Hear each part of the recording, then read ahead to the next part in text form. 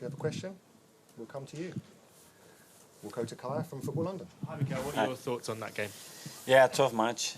We made 8 changes, and there were good moments. There were moments that we lacked that cohesion and the timing, especially in the way we pressed against a really good side. And when you don't get the timings right, you have to defend open spaces, and we had to do that a few times today. That could have cost us the game. But the reality is that we had some very good moments as well. I'm really happy with the attitude and the behavior of every single player, how they tried. And at the end, we could have won it with the chance of Leo and again with the goal that was disallowed.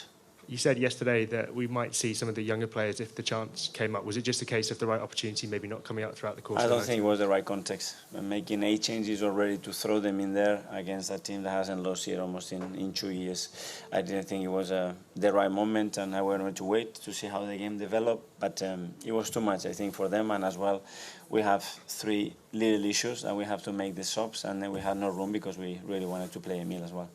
Go to NOS Holland. Yes. Thank you. You've played against PSV as well in September, winning 4-0. Peter Bosz, the head coach, said, "I'm curious what we learned from that game."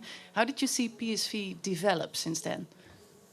Well, very good, because they win every single game. So I only have words of pride for the way they play, for the coach, and then let's see what they can capable of doing. On Monday we have the draw. We finish first, they finish second, and let's move on. Thanks. Okay, Sam from the Telegraph. Hi, Mikel. You played Declan tonight at centre-back. Is that an option for you in emergencies, and what do you think of that? We are very short at the back, and I really wanted to try, if something happened, how we're going to resolve that situation, and I think it was really good. And Nick? Hi, Mikel. With the group stage over now, could you sum up how Arsenal's return to the Champions League has felt for you so far, what you've learned, what the pluses, minuses might have been, and have you seen enough to think you can go a long way in this competition? How long we have? As long as you want. We're going nowhere. I think overall, very, very positive. Obviously, after 6-7 years without being in the competition with a team that hasn't got a lot of experience there, I think we have competed very, very well.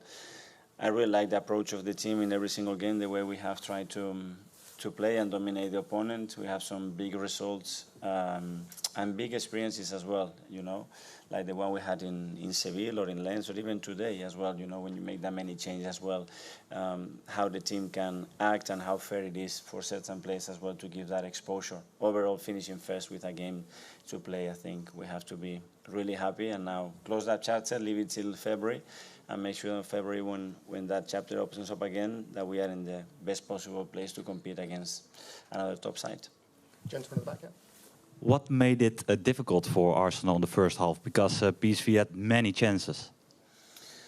Well, first of all, credit to them, the way they play. As I said, the cohesion and timing, especially when we're out of possession, when the ball was really far from our goal, we weren't very clear in what we were in doubting mode. We gave them some time, and then they explored the spaces. It's true that we miskicked the ball twice, that they were through on goal, which is pretty unusual as well for us to do. And we have to adapt, and we have to put our head back and run backwards, and we did that. And at the end, it could have been a different result as well. Okay, Isan from the Daily Mail here. Hi, Mikel. Hi. In the 89th minute, you brought on Gabby Jesus and Emil Smith-Rowe. Was there a temptation at that point to maybe bring on one of the teenagers? And does this kind of just show your just will to want to win every single game no matter what? Yes, but as well, Emil, we wanted to play him a little bit earlier. We were waiting because we had 2 players with niggles, and we were asking them, can they continue or not? So I was very hesitant to make the changes too early and then have to play the last 6, 7, 8 minutes with 10 men, and that's the reason why we didn't bring them in. And obviously the teenagers didn't play, but what kind of experience would that have been for them just to have obviously been around the team? Great. Well, they've been around us. They're getting used to it. They spend a lot of time training with us, and they are very used to it now, I think. Okay, we'll take the last 2 questions. First at the back. Cheers. Hi, Mikel. Hi. The group stages are over now. Is the last time the group stages are going to be in this format? Next year there's going to be 2 extra games in what then will be the group stages. You've already mentioned you had a lot of niggles in the team. How do you see that moving forward in terms of player welfare, having an extra 2 games for the squad? We will see. We will have probably bigger squads. I don't know, because it's going to be even more competitive matches as well. If some of them, I don't know, it's something new. We have to experience it. We want to be in the competition. We have to earn first the right to be in the competition again. So that's a long way away. Okay, and finally we go to Simon from the London Evening Standard.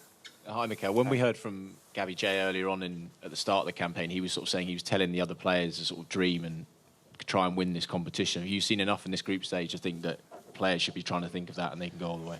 What I've seen is that we can compete at this level, and we came top of the group, which is very important and not easy to do in the Champions League. The way we've done it, there were only another 3 top teams that they've done it with a game in hand, and now we have to go game by game, see who do we have and in what moment. We arrived there in February, which at the end is the key.